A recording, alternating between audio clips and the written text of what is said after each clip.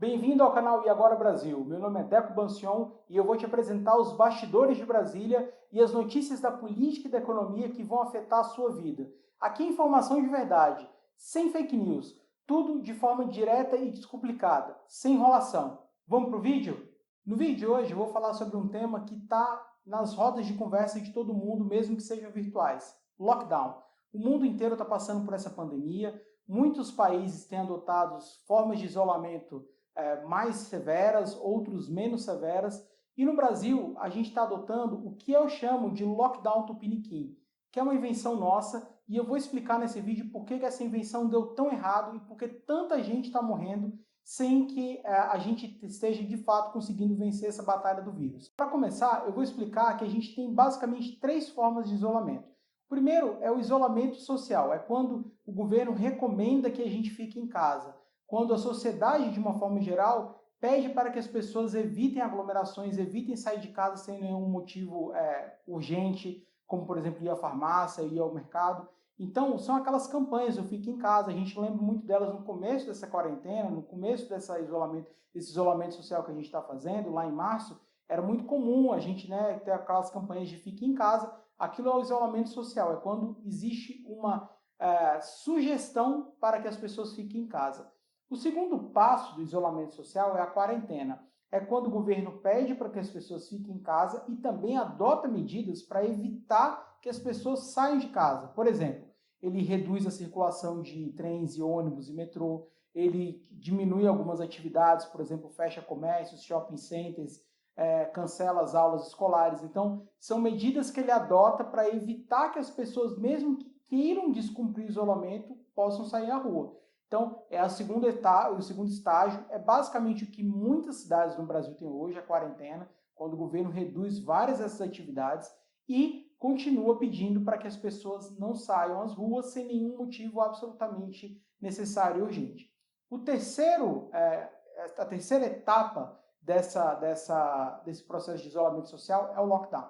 Lockdown é quando fecha tudo, literalmente, ninguém anda, ninguém pode sair de um lado para o outro, apenas as atividades absolutamente necessárias e essenciais continuam funcionando. E para que você possa sair de casa, você tem que ter uma justificativa muito séria. Então, se você não tiver, você pode ser preso, pagar multas. Vários países adotaram esse tipo de isolamento mais radical e que gera, obviamente, muitas críticas, né? Porque as pessoas, obviamente, são cerceadas do seu direito de ir e vir. Mas a grande questão essas pessoas, o direito de ir e vir de um indivíduo é maior do que o benefício da coletividade para que a gente vença a doença? Essa é uma questão que muita gente está se fazendo. Por que eu estou chamando de lockdown tupiniquim no Brasil e por que eu digo que ele deu muito errado? Para começo de conversa, a gente tem que entender o seguinte: quando algumas ações foram adotadas de quarentena, de um isolamento social mais severo no Brasil, como fechamento de comércios, shopping centers, era esperado que as pessoas ficassem em casa. Mas não foi o que aconteceu. Se você for lembrar das notícias, sobretudo nos lugares onde realmente o pico do contágio é muito alto, como Manaus, Fortaleza, mesmo desde o começo, quando o governo adotou essas medidas de isolamento, as pessoas não ficaram em casa, as pessoas continuaram nas ruas jogando dominó embaixo de árvore, indo para a praia, fazendo atividades. Então, é o pior cenário por quê? O lockdown ele implica em parar tudo, é o tranca-rua literalmente. Então, é importante lembrar que nesses lugares onde foi feito o lockdown de forma eficiente, as pessoas pararam tudo, ficaram em casa, o nível de contaminação caiu drasticamente e aí as pessoas puderam, na sequência, fazer uma retornada gradual às atividades. No Brasil, não foi o que aconteceu. Você teve comércios fechados e pessoas nas ruas. Então, a tão chamada segunda onda da economia, com desemprego, empresas quebrando, que a gente esperava que só viesse depois de vários meses de isolamento, ela está acontecendo simultaneamente ao isolamento no Brasil. Porque, como as pessoas não ficaram em casa, elas continuaram andando, a contaminação, obviamente, não escolhe se é num mercado, no salão de beleza ou se é jogando dominó, a contaminação continua acontecendo. Então a gente tem UTIs lotadas e fila do desemprego também lotada. Por conta disso, a gente não escolheu nenhum nem outro, não escolheu nem abrir tudo nem fechar tudo. A gente escolheu um meio termo, que é o meio termo que está matando pessoas e está matando empresas. No Brasil, são 7 estados que adotaram lockdown, seja eles em alguma cidade, seja eles no estado inteiro. Agora, São Paulo, que é o estado que concentra o maior número de contaminados e também de mortes, não adotou o lockdown. Por 2 motivos. Como os números de contaminação e de mortes têm aumentado muito rapidamente, o governo tem que fazer alguma coisa. Então, a medida que era o lockdown, ela depende de 2 coisas. Ela depende, para ser bem sucedida, que consiga se fiscalizar quem está na rua e impedir esse trânsito. E a prefeitura e o governo de São Paulo como um todo já disseram que não tem efetivo policial para fiscalizar todo mundo. As favelas, as periferias e mesmo os grandes espaços que tem mais gente, aglomeração de pessoas, não há policiais suficientes para poder impedir que as pessoas transitem nas ruas. Porque para impedir você teria que fazer multas ou prisão. E o segundo motivo é justamente esse. Além de você não ter efetivo, você tem uma situação onde o país está cansado do isolamento social. Então, já há muitos questionamentos sobre alguns governantes sobre se eles estão ou não fazendo a coisa certa. Então, qual foi a solução criativa, digamos assim, que o governo de São Paulo está adotando? Ele está negociando com os comércios e agora vai ser votado agora na Assembleia Legislativa a antecipação de alguns feriados para fazer um feriadão prolongado que começa já essa semana e que, em tese, vai até segunda-feira da semana que vem, para fazer com que todo mundo pare de trabalhar, porque tem várias empresas que estão funcionando, e já colocou bloqueios também para que ninguém vá ao litoral, para que as pessoas não saiam, não deixem de ir ao trabalho, mas vão confraternizar em parques, festas e tudo. Então, a medida que o governo de São Paulo está fazendo para evitar o lockdown concentra, antecipa feriados e pede para que as pessoas fiquem em casa. E qual o risco que a gente tem de fazer um isolamento mequetrefe, um isolamento nem isola direito, nem abre totalmente? Porque você tem as pessoas circulando, se contaminando e os comércios fechados. O resultado é um desemprego enorme. A gente teve agora, no último mês de março, números do IBGE, o desemprego aumentando para mais de 1.200.000 pessoas que ficaram desempregadas. E esses números tendem a aumentar, porque a gente começou a fazer, de fato, isolamento em março. Então, um número que foi divulgado, por exemplo, pela Confederação Nacional do Comércio, CNC, mostra que os comércios estão sendo duramente afetados pelo isolamento. Em 7 semanas de isolamento, os comércios perderam mais de 15 bilhões de reais. É uma queda de 50% sobre o período imediatamente anterior. E esse número ele vai crescer ainda mais porque a gente não tem previsão de quando vai poder voltar ao trabalho. Pelo contrário, em algumas cidades, como já mencionei, o isolamento está aumentando porque o número de contágio está muito alto e o número de ocupação dos leitos de UTI também está muito alto. Então, esse número de comércios fechados ele tende a aumentar e mais prejuízo para as empresas e desemprego para os trabalhadores. É claro que todo mundo quer voltar logo ao trabalho, mas o que se pergunta agora é qual o nosso novo normal. Que mundo que vai emergir depois dessa crise toda? Que país que a gente vai ser?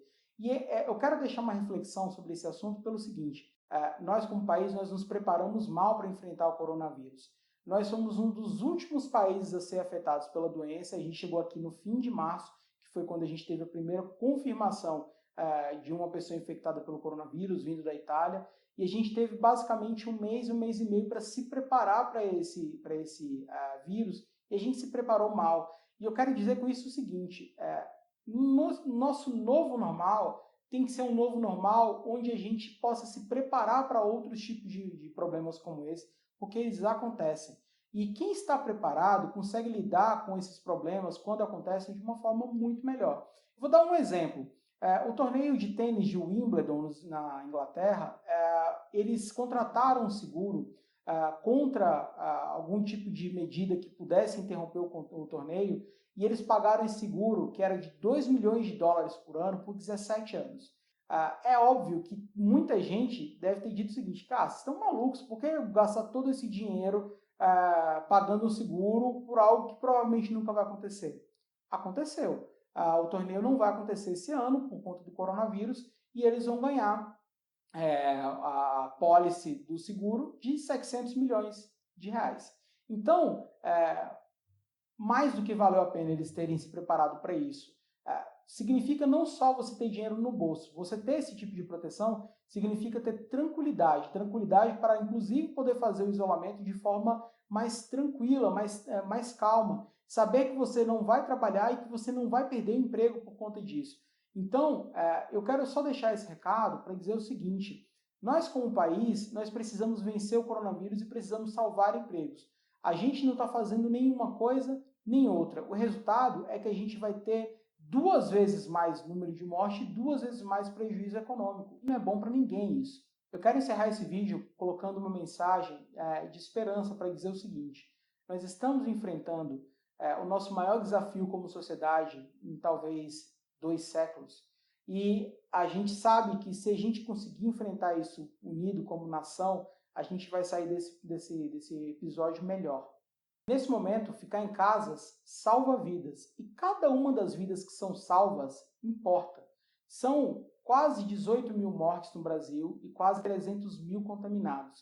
E cada pessoa que se vai é uma história interrompida, é um futuro que não vai existir. E não dá para admitir isso como sendo algo natural, um efeito colateral do coronavírus. Não é. Essas dores, essas feridas que estão se criando, com essas pessoas que estão indo embora cedo demais, elas podem ser irreparáveis. Porque só quem perde alguém que ama, só quem perde alguém que importa muito para você, sabe o tamanho da dor que é o vazio de não ter essa pessoa ao seu lado. Eu quero encerrar esse vídeo para dizer o seguinte: respeitem a dor de quem tem perdido parentes, amigos para o coronavírus. A gente está num período onde a gente vai ter mais notícias negativas de contaminação. Então, preparem-se para isso. Evitem ao máximo se expor ao novo coronavírus. Lavem as mãos, usem álcool em gel, usem máscaras, mas mais do que isso, evitem o contato com outras pessoas de forma desnecessária. Eu tenho amigos, eu tenho familiares que continuam confraternizando, fazendo festa, fazendo churrascos. Não é hora da gente fazer isso, porque a gente está, nesse momento, numa ascendência, numa curva crescente de contaminações. E eu espero que a gente possa vencer isso logo para que a gente possa ter outras boas notícias. Como eu já contei no outro vídeo, a previsão é que a vacina saia ainda nesse ano. A gente vai ter aí, depois do processo da vacina ficar pronta, algumas etapas que vão demorar que todo mundo tenha acesso a isso. Então, a gente, na melhor das hipóteses, vai ter as pessoas tomando essa vacina no começo do ano que vem. Isso para fevereiro, março do ano que vem. Isso se tudo der certo.